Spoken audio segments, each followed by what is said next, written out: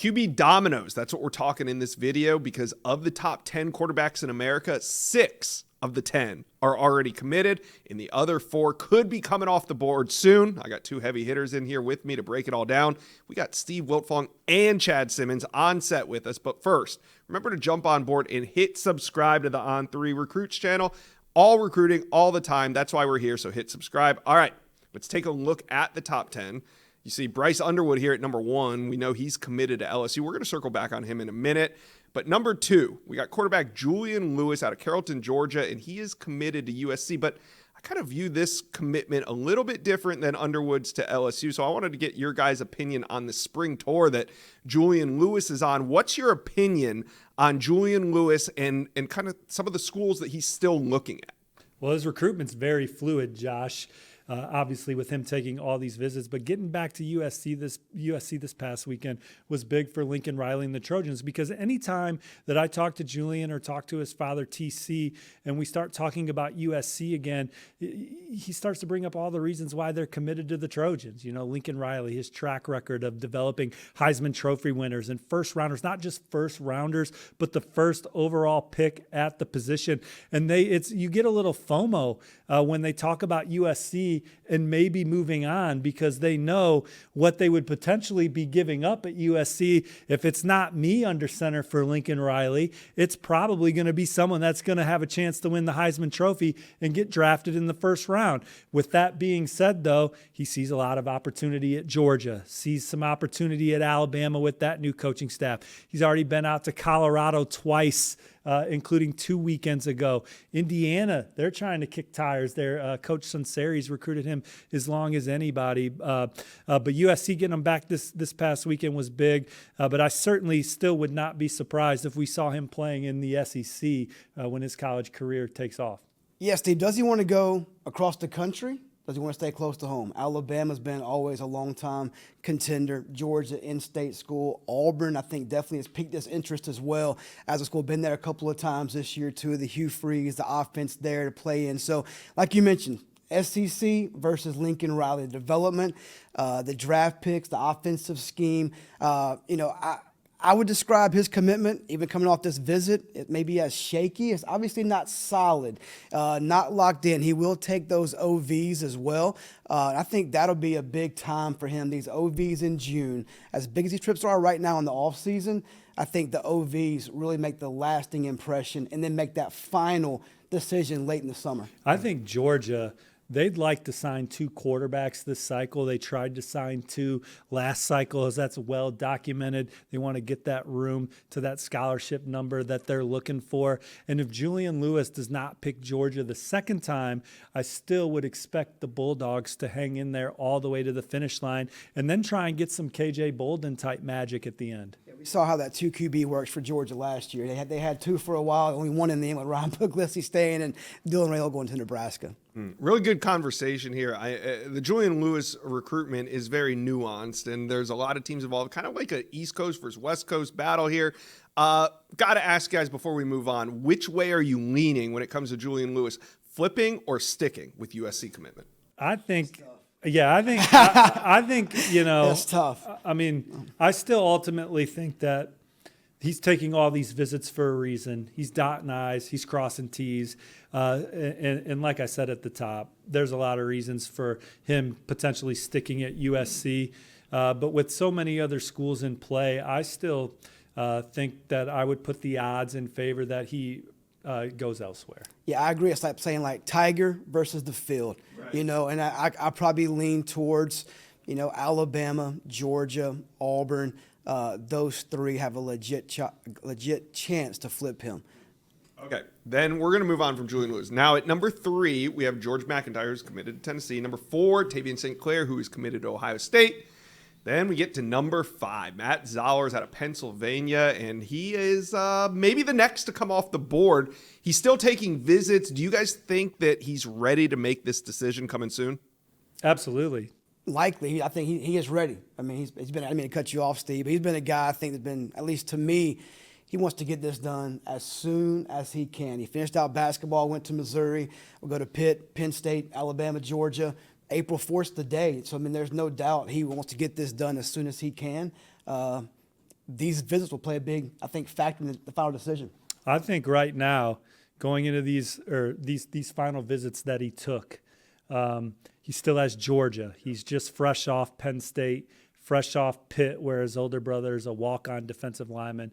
But he was at Missouri roughly 2 weeks ago. That was a return trip. People aren't talking about Eli Drinkwitz and this staff's position enough. Kirby Moore, he's really clicked with that coaching staff, loves the offense, loves the trajectory of the program. They finished in the top 10 this past year, have a good chance to play in the college football playoff this coming season. He just has a great time when he's in Columbia. And I think based on the intel I'm hearing right now, that he is likely SEC bound. So I think you're looking at Missouri and you're looking at Georgia, unless this recent visit to Alabama, as they have tried to come into the picture here late, as they try and that new staff tries to figure out their 2025 quarterback situation, unless they made a major move, I think it's up to Georgia. Missouri really showed him everything. At Georgia, his last visit, got a chance to hang with the staff, see the academic side of things. I think coming back, getting a chance to spend more time with the players, spend more time watching practice, that's going to be pivotal here because he has all his questions answered with Missouri, and Eli Drinkwitz and the Tigers are in a good position. But Georgia, we've seen them close strong, so could be an interesting battle for those two down the stretch. Yeah, it's funny how it goes. You got Missouri had the first visit, Georgia gets the last visit, 2 days prior to that decision being made. His plan is to go home, take that 24 hours on the third, make that decision. I know he's up there talking about Julian Lewis with Georgia, Zollers with Georgia. To me, based on intel, those are Georgia's top two quarterbacks. Do they get one? Could they get both? Likely not both. But we'll know about Zollers next week. And if they don't, and then if Georgia has to pivot again, you got Ryan Montgomery out there too, who we'll talk about later in this episode. Now we're moving on to number 6. We got Duce Knight. Now he is committed to Notre Dame. He's from the state of Mississippi. But the question is, and everybody's watching, especially Notre Dame fans, will he take visits? Guys, I want to throw that to you. Will Duce Knight take visits? We know Notre Dame has a policy. They don't like their commitments taking visits, so it could kind of rattle the cage a little bit. Do you guys think Duce Knight only checks out Notre Dame, or does he take other trips? That one's kind of ebb and flowed on if he will or won't take visits. You know, the new Alabama staff made an impression on him. Colorado at one point looked to be ramping it up, but Coach Shermer, Coach Prime and company all in on Julian Lewis right now at that position. And then Ole Miss has been mentioned. Auburn has been mentioned. I think if he continues to take phone calls throughout the season, you're always worried about that. But he was just back at Notre Dame, multiple-day visit, got to watch a couple spring practices, get back around the program. There's no question he loves the Irish and Coach Guidolgi, Coach Freeman, and they love him. You know, you look at the quarterbacks that Notre Dame has in that room right now, from Riley Leonard to Kenny Minchey to CJ Carr. He brings a different element when Riley Leonard moves on. He could be 6'5", 240 pounds, run a 4.5 40. He can add that element and really be someone that gets on the field early for the Irish in some packages because of that skill set.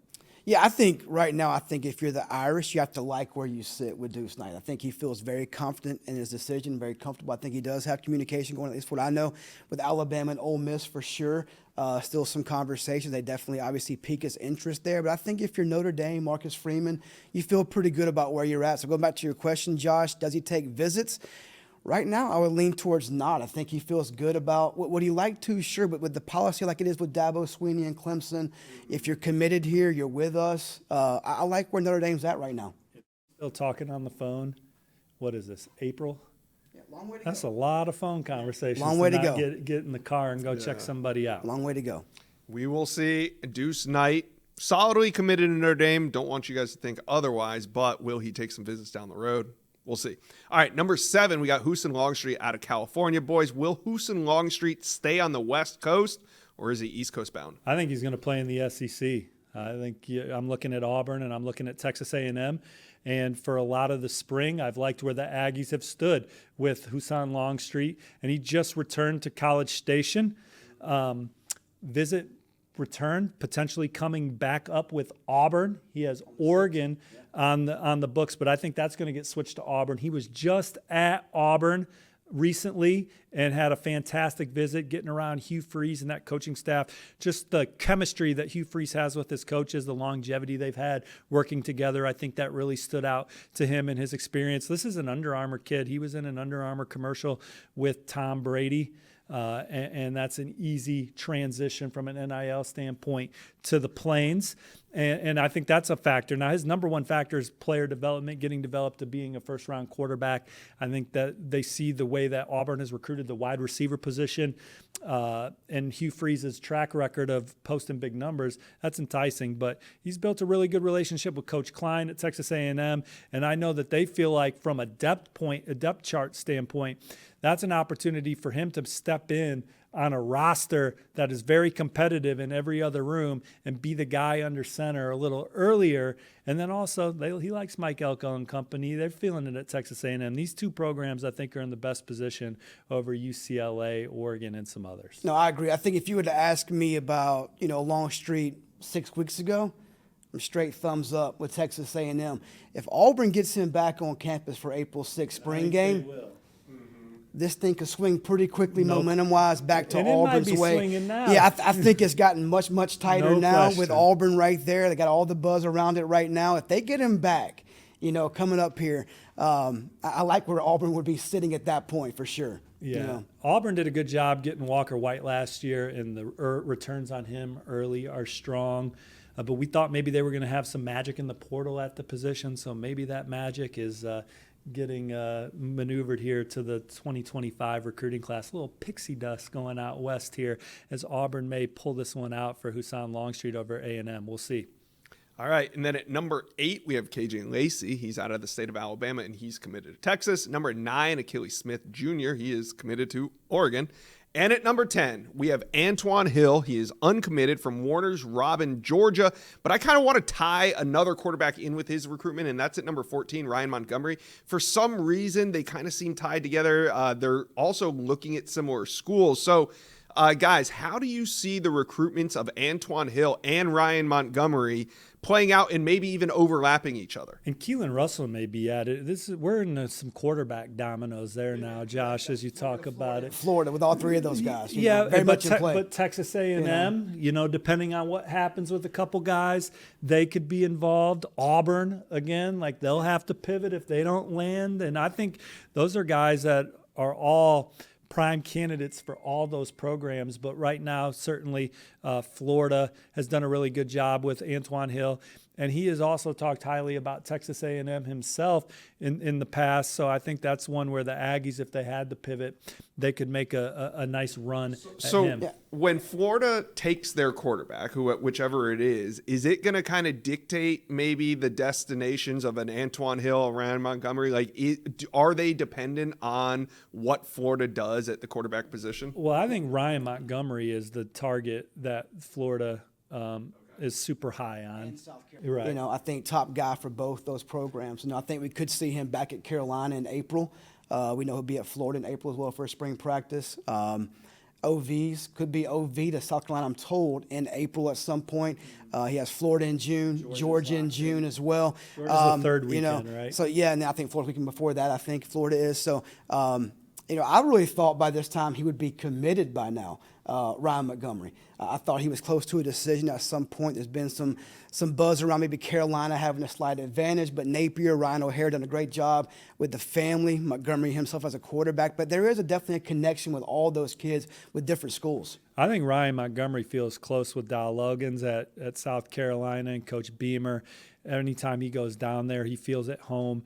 To your point, Coach Napier, Coach O'Hara gives him the same feel at Florida. I've felt like South Carolina's had the edge there, but any one of those teams could come bursting through.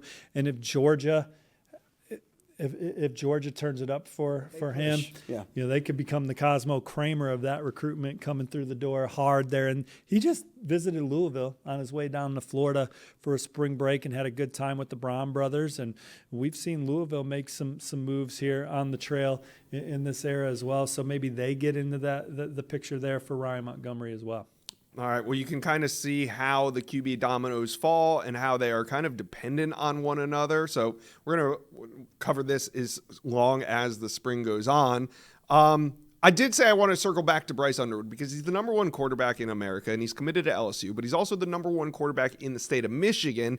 Michigan coming off this national title. Just real quick, fellas, do you think Michigan makes another legitimate run at Bryce Underwood before this is over? No, they have their guy committed in Carter Smith from Florida. Now, there's no way you could predict that right now. We'll see what happens. We'll see what teams look like this fall. But he loves LSU, been there several times, and I think that Michigan likes the guy that they have in the fold. And although they would still take Bryce Underwood, I think that right now I don't expect the Wolverines to make a run. Now we'll see what it looks like on Saturdays. No, I agree. Yeah. Now, we're going to do a little bonus round of QB Dominoes. The 2026 QBs are already starting to come off the board. Just recently, we saw number 3 ranked quarterback Jared Curtis commit to UGA. So, guys, who could be next from the 2026 class to be the next major commitment on the QB level? Well, I'm looking at Brady Hart, Noah Grubbs from the Sunshine State, Florida. State Diabell, I think it's a guy that's on my radar to watch. He told me from day one he wants to commit maybe as soon as he can, and that could be late spring. Yeah, who do you like in that one? I know that he's had a great time at Ohio Tell you who State to watch recently. here. Texas, Penn State, Texas, LSU. Talking about Bryce Underwood, Joe Sloan's doing a heck of a job building relationships there. He's been there a couple of times. Texas is the new school I think to watch. Offered him here recently. He was on campus for a day and a half or so. But I think Penn State, kind of sneaky, has been in this one for a while. Then you have Miami, the school in his backyard. I think those 4 schools for me: Miami, LSU, Penn State, and Texas. LSU is definitely in the mix strongly for Faison Brandon as well. Going back to Brady Hart and Noah Grubbs, Noah recently at Notre Dame, they're certainly first, second, or third in his recruitment. Ohio State and Michigan are a couple others that are high with him. He's also visiting Miami, and so we'll see what happens with the Hurricanes. Florida offer too, which is big for him. Yeah, I have an RPM on Notre Dame for Brady Hart right now, visiting South Bend on April 2nd. But that doesn't mean Notre Dame doesn't lead for some other guys right now. You got the Smeagol kid from California. I think Michigan's in a really good spot for him, but Notre Dame's a player there too. I wouldn't be surprised if Notre Dame gets their quarterback early in this cycle and then starts building their class out. Again, they have a top 5 class right now in 2024, and I think that they're able to pivot to 2026 with how many guys they have in the fold right now for 2025, and I wouldn't be surprised if one of those quarterbacks is in the fold for the Irish soon. Yeah, if you can go Carr, Duce Knight, Brady Hart, you're doing okay. Back-to-back years in quarterback.